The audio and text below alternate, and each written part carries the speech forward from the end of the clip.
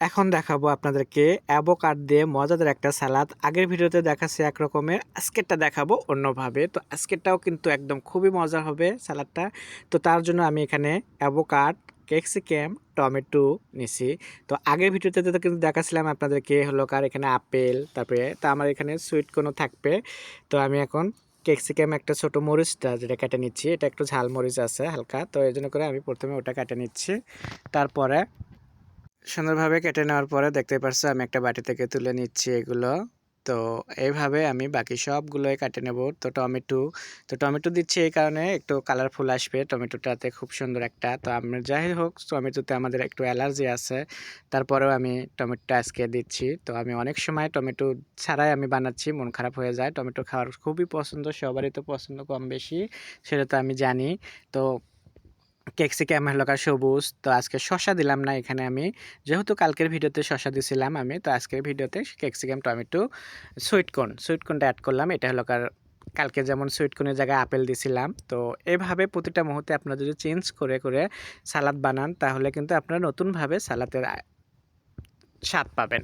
তো আমার হলো ক্যাপসিকামটাও কাটা হয়ে গেল, এখন অ্যাভোকাডটা কাটতেছি। তো অ্যাভোকাডটাকে দেখতে পারছো কত বড়, আমি একা মানুষ, তো দেখা গেছে দুপুরের লাঞ্চে আমার এই স্যালাডটাই থাকতেছে। তো অনেক বেশি বানাচ্ছি, খেয়ে খেয়ে খালি মোটা হচ্ছি। তো অনেকেই বলে এরকম করে। অ্যাভোকাডটা দেখতে পারছো কত ফ্রেশ, একদম সবুজ, এক মনে করেন যে কি বলবো। তো আমি কেটে নিচ্ছি, আর হাতে খেয়াল করতেছেন আপনারা, আমি হয়তো বা গ্লাস পরছি আজকে। তো আজকের এই সালাদটা কিন্তু হাতে মাখাতে হবে। তো আমি বরাবরই আপনাদেরকে দেখাই চামিচ দিয়ে মাখায়, তো চামিচের মাখাটা কিন্তু স্বাদ আলাদা আর হাতে মাখানোটা আলাদা।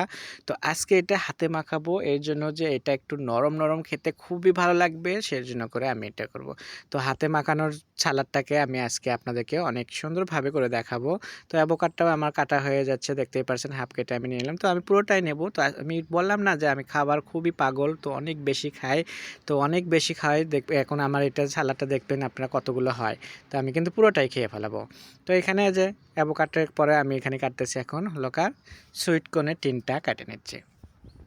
তো এখান থেকে আমি এখন সুইট কর্ন দেবো কিছুটা, তো বাকিটা আবার এটাকে আমি ডিপে ঢুকে রাখবো। তো তারপর আবার যখন দেখা গেছে যে হয়তো 5 দিন 10 দিন পরে যখন সালাদ বানাবেন, তখন কিন্তু ডিপ থেকে বের করে আপনি আবার সালাতে দিতে পারেন, কিন্তু অন্য কোনো ভাজিতেও দিতে পারেন।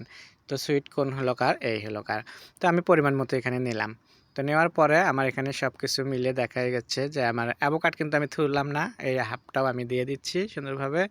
যেহেতু এত দাম দিয়ে অ্যাভোকাড কেনা, নষ্ট করে লাভ কি, তো নষ্ট না করে আমি খেয়ে নিচ্ছি। প্রতিটা দিনই একবার করে সালাদ বানাচ্ছি। ফ্রিজে কিন্তু আমার আরও অ্যাভোকাড আছে। তো বিশেষ করে বলতে গেলে পান্তরে এখানে অ্যাভোকাড সময়তে প্রচুর দাম নেয়, তারপরেও আমরা দেখা গেছে পছন্দ পছন্দ করে খাবারগুলো খাই বলে, তো সব সময় আমাদের বাসায় সব কিছুই থাকে, তরমুজ, বাঙ্গি, ফলান্ত অনেক রকমের।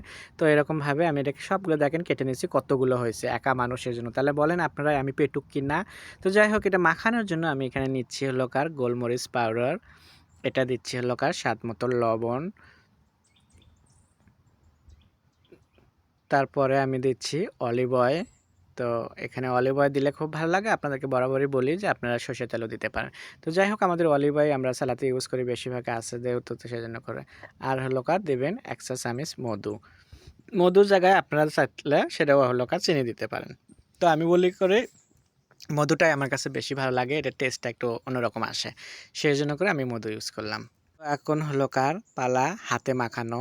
তো আমি চামিচ থেকে এগুলো সব কিছুকে একটু হাত দিয়ে করে নিলাম, দেখতেই পাচ্ছ গ্লাস পরানো হাতে।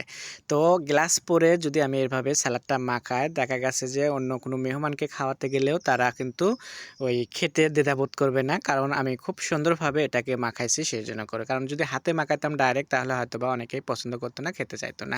তো যাই হোক, মাখানো হয়ে গেল, আমি একটা প্লেটে পরিবেশনের জন্য করে নিয়ে নিলাম, যেটা থেকে আমি এখন খাবো সেই জন্য করে। তো দেখতেই পারছেন কতগুলো হয়েছে। তো আমার দুপুরের লাঞ্চের এটা, তো আপনাদের কাছে কেমন লাগলো অবশ্যই জানাবেন। আমার কাছে তো খুবই ভালো লাগতেছে, কারণ আমি হলো পেটুক, তো আমি তো খাবো এরকম এত বেশি বেশি করে সেই জন্য করে। তো তো এটা আমি এখন এই যে গ্লাসটা দেখেন খুলে ফেলে দিলাম দিয়ে সুন্দরভাবে। এখন তো খাওয়ার সময় কিন্তু এখন আমি চামিচ ইউজ করে খেতে পারবো, কিংবা হাত দিয়েও খেতে পারবেন, সেটা আপনাদের উপর ডিপেন্ড করবে যে আপনি কিভাবে স্টাইলটা নেবেন। তো আশা করি আপনাদের ভালো লাগবে, ভালো লাগলে স্বাদ ও স্বাদের গল্পের সাথে